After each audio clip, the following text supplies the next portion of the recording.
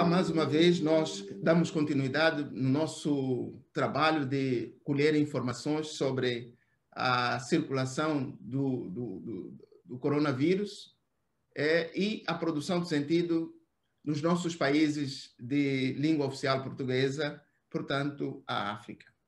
E hoje estou com a doutora Feliciana, que vai fazer, portanto, a sua observação sobre como a República Democrática de São Tomé e Príncipe ressente e ou sente, vivencia, portanto, esta pandemia que está a assolar o mundo inteiro. Doutora Feliciana, que bom, muito obrigado pela sua gentileza em tecer as suas observações como profissional na área de saúde e que também está vinculada, claro, a essa situação da pandemia.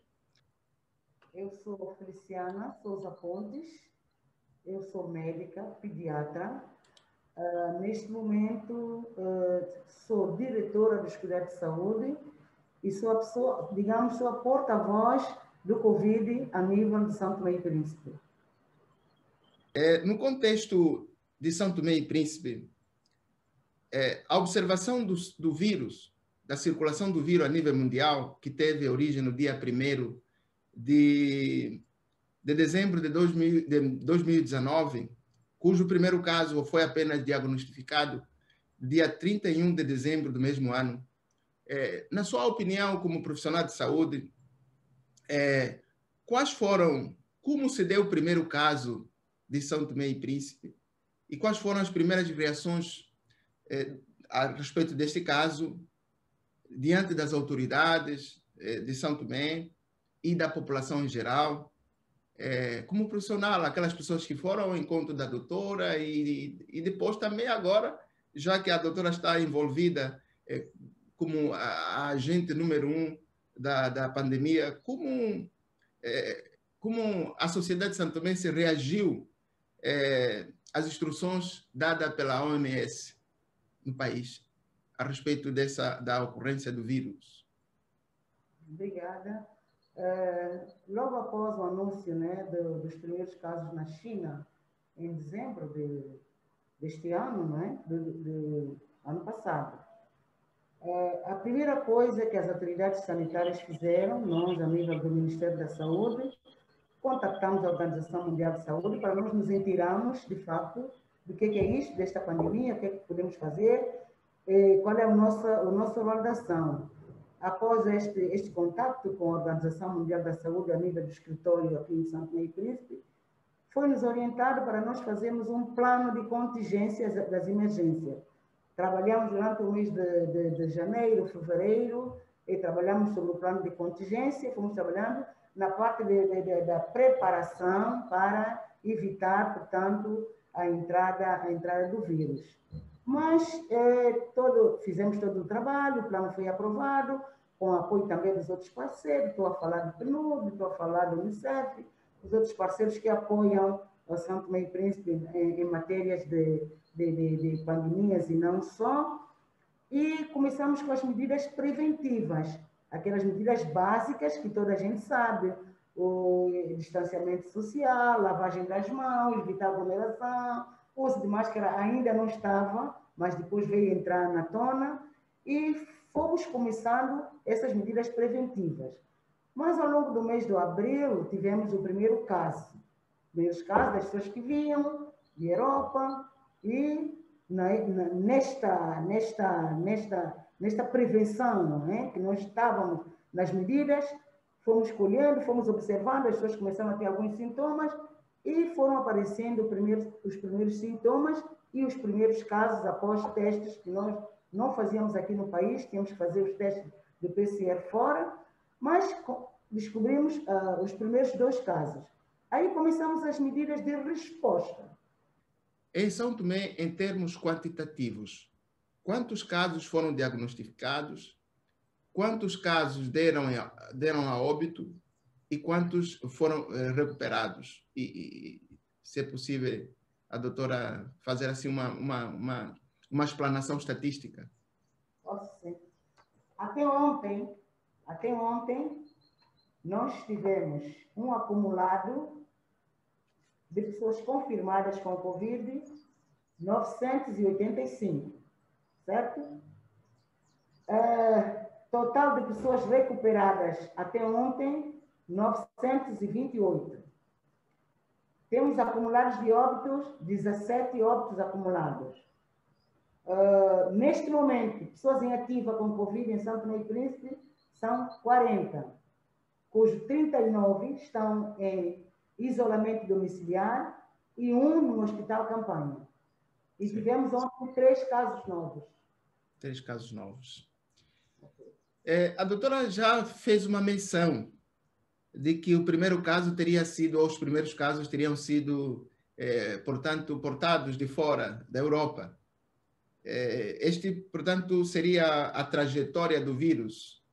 Ou vieram alguns casos do continente africano mesmo, ou também da contaminação local?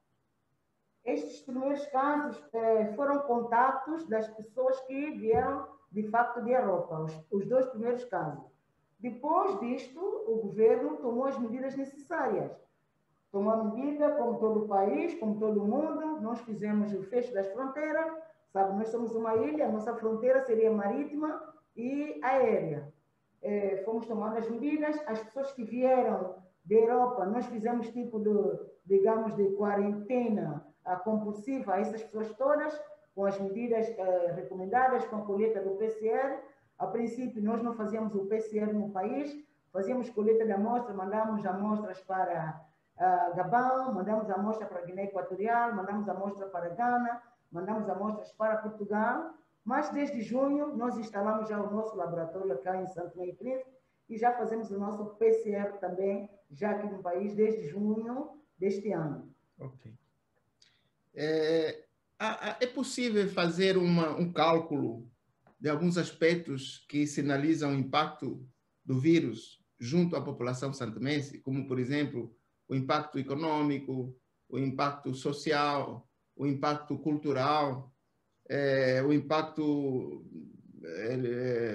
educativo, no campo educativo? Por exemplo, as aulas continuam normalmente em São Tomé? Como está funcionando que consequências, poderíamos assim dizer, trouxe a pandemia do coronavírus para São Tomé e Príncipe? É assim, a pandemia do coronavírus, como em todo o mundo, trouxe as suas consequências. Obviamente que o São Tomé e Príncipe não ficou de fora.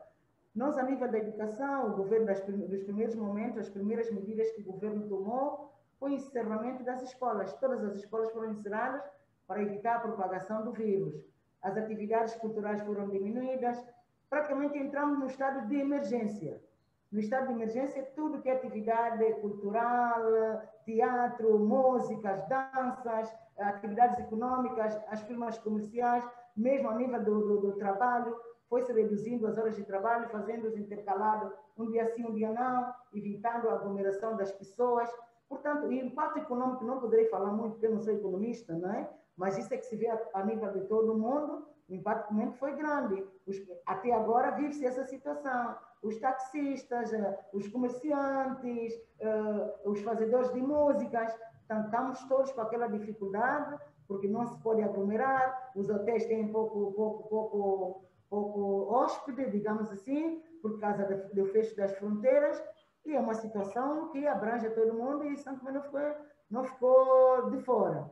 Em relação às escolas foram reabertas agora, cumprindo as regras do distanciamento, há escolas que fazem regime triplo e regime duplo, mas, no entretanto, cumprindo as orientações, evitar aglomeração, uso de máscara, lavagem das mãos. Começou-se a introduzir lavatórios a nível da praça da cidade toda, a nível das firmas comerciais também colocou-se lavatório, evitando entrar muita gente nas lojas, uso de máscaras em lugares fechados. Portanto, são orientações que até agora, neste momento, São Tomé e Príncipe tem estado a fazer. Nós passamos de estado de emergência para o estado de calamidade, depois passamos para o estado de alerta, voltamos novamente para o estado de calamidade, tendo em conta o aumento do número de casos que começamos a ter novamente. Mas, neste momento, a situação parece estar estável, com altos e baixos, né? Mas estamos ainda no estado calamidade neste momento. Agora, falar em impacto econômico, talvez seria um economista, porque eu não entendo bem desta matéria, mas eu sei que as pessoas estão fragilizadas, as economias estão fragilizadas, os pequenos comerciantes estão com problema, porque têm pouco cliente, não têm como comercializar as suas... nós somos um país fechado, tudo tem que vir de fora. Portanto, esses impactos econômicos vivem-se mesmo também aqui em São Tomé e Príncipe. Certo. Então, quase que a nível do nosso país, dos nossos países africanos, a situação da pobreza ela é extrema. E com a situação da pandemia, acho que a vida se agrava cada vez mais, não é? Não é assim mesmo? Sim, a vida se agrava, mas o governo criou, digamos, cestas básicas com apoio dos parceiros. O governo criou algumas cestas básicas para a população mais fragilizada, as populações mais carenciadas, a nível do Ministério de Solidariedade e Família. Foi-se distribuindo alguns cabazes para as famílias mais carenciadas. Fez-se isso também e é o que estamos a viver, né? Neste momento, é esta a situação real que se vive a nível de todo mundo, né? Ok. A doutora já fez menção das estratégias de combate e também de conscientização, como, por exemplo, uma boa higiene pessoal, lavar as mãos com água e sabão, uso de máscaras, não tocar nos olhos, no nariz, na boca, enfim, tossir com um lenço e tantas outras maneiras e formas de evitar o contágio. A senhora também falou do distanciamento social. Como a população santomense está vivendo este distanciamento social? É possível viver um distanciamento social quando a população vive à base do mercado informal, enfim, falta de recursos e situação. Num país onde a pobreza é notória, é possível falar-se de um distanciamento social? No caso de São Tomé e Príncipe? Você tem que orientar. Uma coisa é você orientar as medidas básicas que tem que se fazer, outra coisa é a prática diária. Fala-se, o governo ditou essas regras, têm que ser cumpridas. Mas você conhece bem São Tomé e Príncipe. Vou te dizer uma coisa. Você viveu aqui em São Tomé e Príncipe, você sabe que o São Tomé se diz ver para crer. Então, um dos maiores problemas, você sabe, né? Ver para crer. Um dos maiores problemas que nós temos aqui em São Tomé e Príncipe, para ser franco e honesto, as pessoas não acreditam na doença. E de as pessoas não acreditarem na doença, leva a que o governo, de vez em quando, tem que tomar algumas medidas mais duras. Porque se você não acredita na doença, obviamente você não quer lavar as mãos, obviamente você não quer fazer distanciamento social, obviamente você não quer usar as máscaras. Mas, na televisão, na rádio, os pessoal de saúde, nós temos que trabalhar com a população de modo que ela perceba que, na verdade, nós estamos numa pandemia e que as pessoas têm que cumprir essas regras. É verdade que o distanciamento social na rua vai ser difícil, mas, sobretudo, nos edifícios fechados, nas escolas, estamos a tentar fazer. É difícil, mas temos que fazer. Não se pode dizer não faça, porque se você diz não faça, você está a contribuir para a propagação da doença. Então, temos que insistir no distanciamento social, lavagem das mãos, uso de máscara, mas uso correto das máscaras. Porque não vale a pena estar com a máscara no bolso, ou estar com a máscara debaixo do nariz, estar com a máscara debaixo da boca, colocando na ala das orelhas, dizendo que estás com máscara. Tens que usar a máscara corretamente, tapando a boca e o nariz e cumprindo o distanciamento. Sobretudo, lavagem das mãos constante. É esta a nossa luta, nós estamos a trabalhar. Nesse momento, estamos a fazer comunicação de risco para que a população entenda o outro paradigma o porquê que usa máscara, o porquê que lava as mãos, o porquê que tem que fazer o distanciamento social. É esta nova dinâmica que nós estamos a trabalhar com a população. Porque, de fato, é difícil. A população simplesmente gosta de festa, gosta de abraço, mas são situações que, neste momento, não é permitido. Nós não podemos coabitar com isto, porque não vamos esperar que muita gente morra, pois para nós tomarmos as medidas, não é? Exato. A doutora, quando falava, deu uma impressão de que o surto da pandemia parece ter tido já duas fases. Primeiro, a fase da própria portanto, da entrada do vírus em São Tomé, e que houve, até certo ponto, um movimento de ascendente, descendente e ascendente novamente. A senhora acha possível, ali em São Tomé, dentro da nossa cultura, eu sou angolano, e a nossa cultura, e também a senhora falou que há pessoas que não acreditam, ver para crer. A senhora percebe alguma coisa que indicie a procura, portanto, de soluções da pandemia em outras áreas fora da saúde? Por exemplo, recorrer aos ritos, à tradição, para não ir à saúde, para não ir ao hospital, ou algumas pessoas que minimizem, como a senhora também falou, que algumas pessoas, isso não é nada, é simplesmente o marketing, é como se a doença não existisse. Ver para crer. Como aqui no Brasil, por exemplo, houve inclusive pessoas ligadas a instâncias superiores, instâncias governamentais, que minimizavam o coronavírus, taxando como se fosse uma gripezinha. Acho que, pelo que a senhora falou, esse discurso também, em algumas pessoas de São Tomé e Príncipe, é sustentado, não é? É assim, os ritmos culturais, essas coisinhas, talvez não. A população, é assim, a população não acredita que exista doença. Mas se houver um ou outro caso positivo, ela se assusta. Portanto, nós temos que trabalhar esse tipo de mentalidade. Mas, no entretanto, a população santomense acredita muito nos chás. Acha que com chás fortes, de algumas folhas que nós temos a nível tradicional, que possa resolver a questão do coronavírus. Mas, se houver algum óbito, as pessoas já começam a sentir. Ai pá, então a pessoa morreu, verdade, então vamos usar máscara.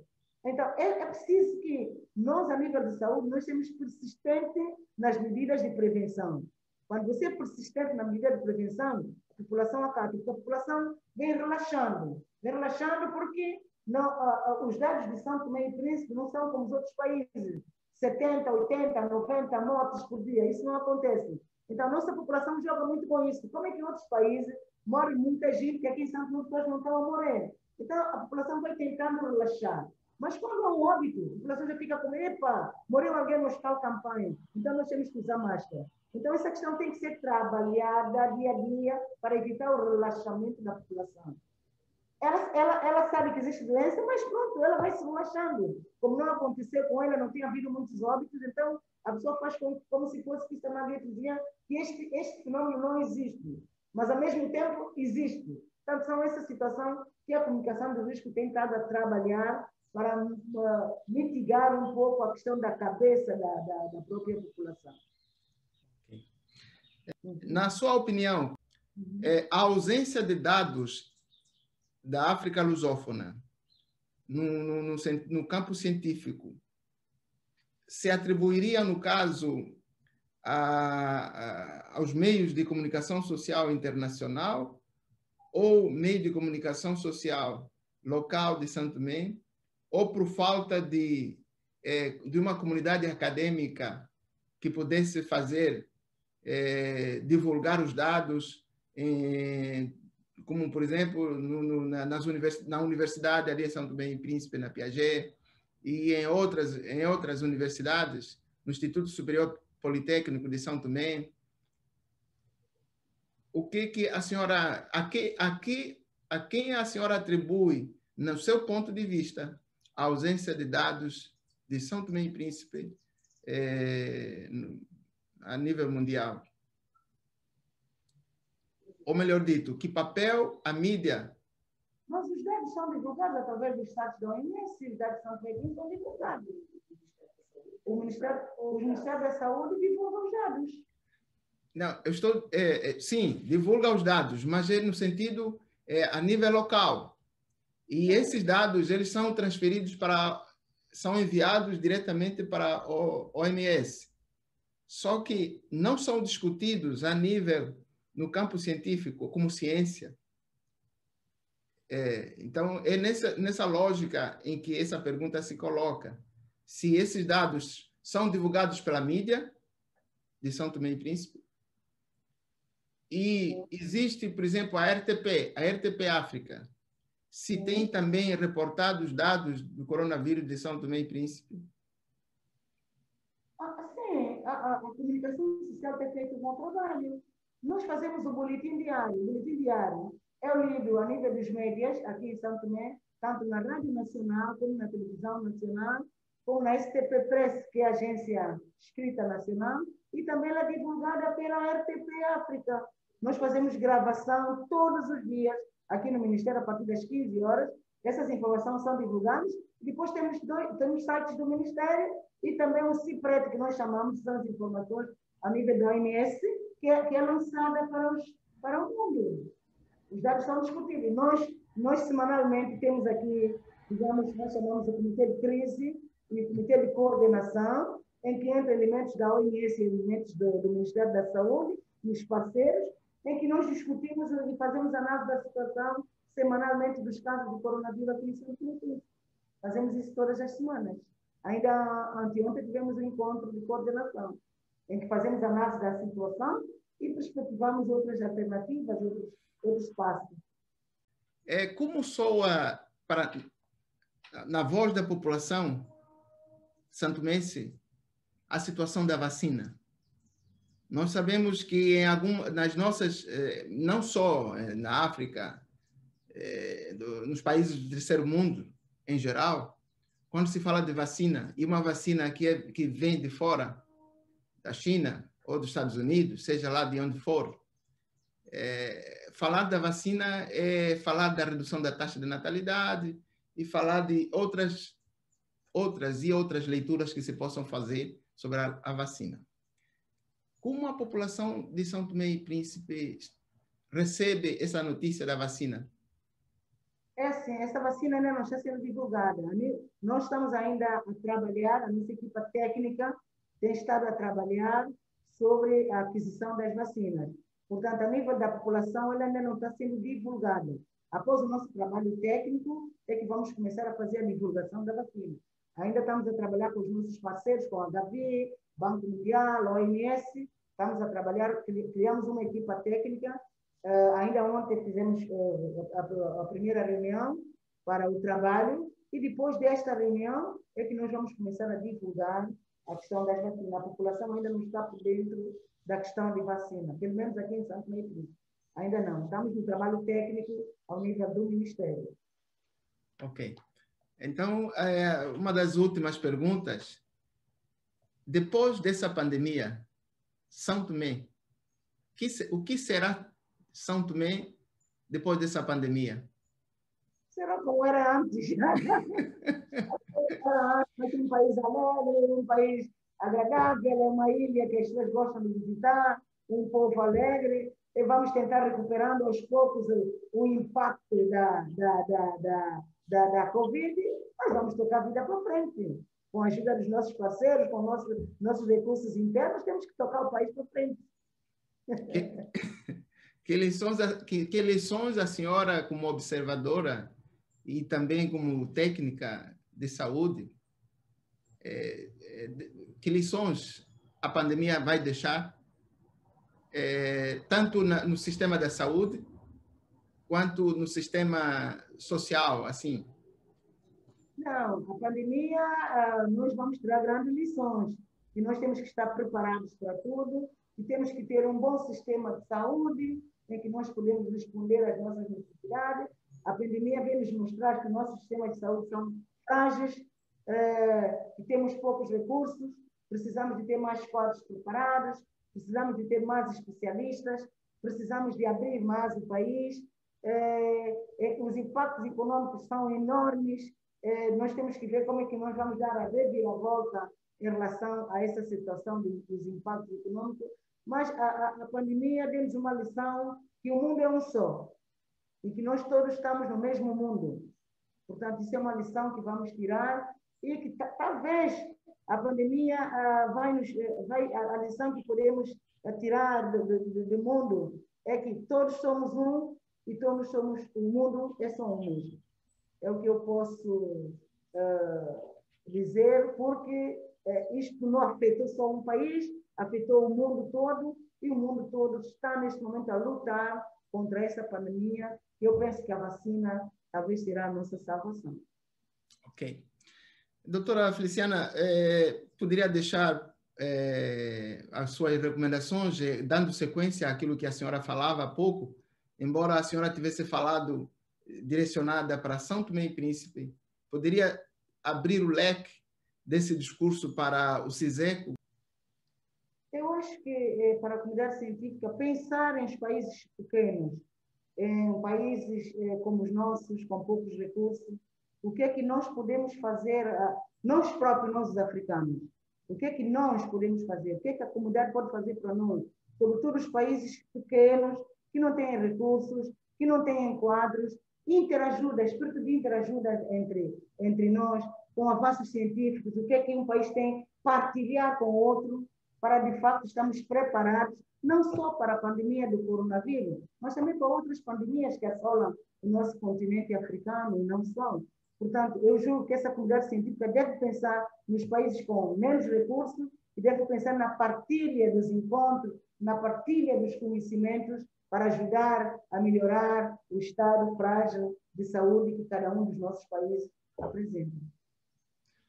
Bendito, doutora Feliciana. De facto, um dos objetivos, aliás, o objetivo primordial dessa entrevista é justamente esse: partilhar o conhecimento. Muito obrigado, doutora Feliciana, por ter aceito este convite. Em nome do CISECO, eu quero agradecer pela disponibilidade e por este belíssimo depoimento feito pela senhora como técnica, doutora e também representante, portanto, de uma instância máxima no país dessa pandemia. Como digo, essa entrevista ela foi direcionada a uma profissional de saúde, aquilo que ela observa. Não está vinculada a uma instituição que se chama governo ou Estado de São Tomé e Príncipe, não tem nada a ver, mas é simplesmente uma partilha de experiência sua como profissional de saúde.